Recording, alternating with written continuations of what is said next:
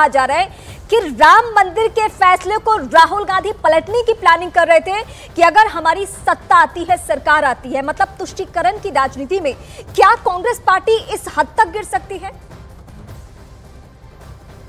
देखिए, मुझे भी बहुत चौंकाने वाली बात लग रही है। अगर आचार्य जी ने ये कहा है और अगर ये सही है तो पूरे देश के सामने ये बहुत बड़ी चीज है।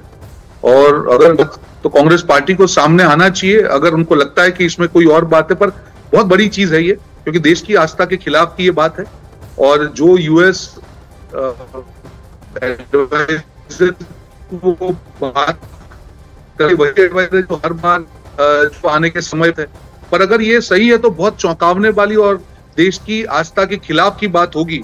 तो इस पर कांग्रेस पार्टी को अपना रुख साफ करना चाहिए। पर ओवरऑल जो मैं जो नैरेटिव देख रहा हूं, जो पिछले दिनों में आप देखिए कि हर एक जगह पे जहां पे भी तुष्टीकरण का मौका मिल रहा है, ये कांग्रेस पार्टी द्वारा तुष्टीकरण का जो कोई भी मौका छोड़ा नहीं जा रहा है। लेकिन मोहन जी बहुत बड़ा जी हर बार की तरह भी कहीं ना कहीं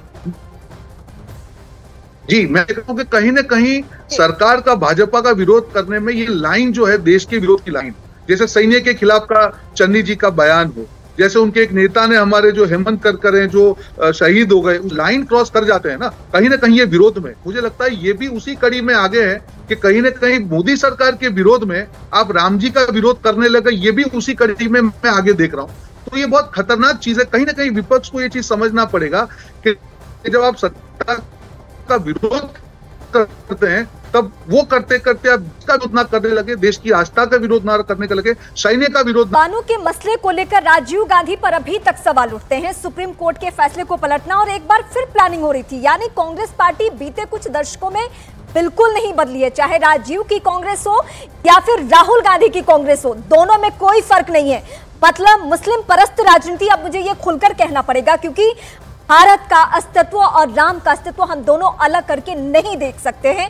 हमेशा से कहा जाता रहा है कि भारत के अस्तित्व से ही प्रभु श्री राम का अस्तित्व जुड़ा हुआ है, और ऐसे राम मंदिर के मसले को लेकर जिसपे करोड़ों लोगों की भावनाएं जुड़ी हुई है, वहां को लेकर यह कहा जाए और देश में सर्वोच्च स्थान है सुप्रीम कोर्ट को, सुप्रीम कोर्ट के फैसले को पलटने की तैयारी।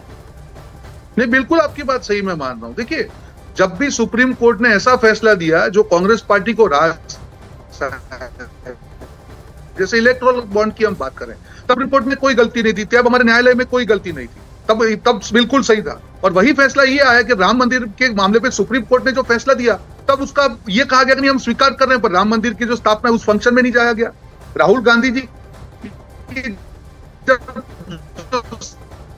सजा की बात है, सुप्रीम कोर्ट ने उसको और वही सुप्रीम कोर्ट ने कहा कि नहीं सीबीआई और ईडी का दुरुपयोग नहीं हो रहा है, तब वो बात नहीं मान रही। वही सुप्रीम कोर्ट ने कहा कि नहीं ईवीएम का दुरुपयोग नहीं हो रहा है, तब वो बात नहीं मानी, तब हम लोकतंत्र की हत्या की बात करें। वही सुप्रीम कोर्ट और वही कोर्ट ने कहा कि नहीं अरविंद केजरीवाल ने जो गुनाह किया है उसके लिए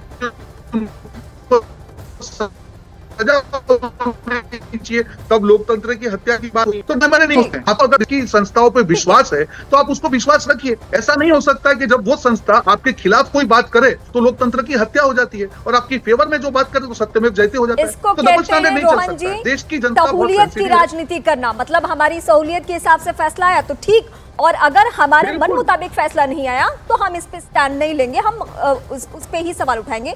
मैं आपका रुख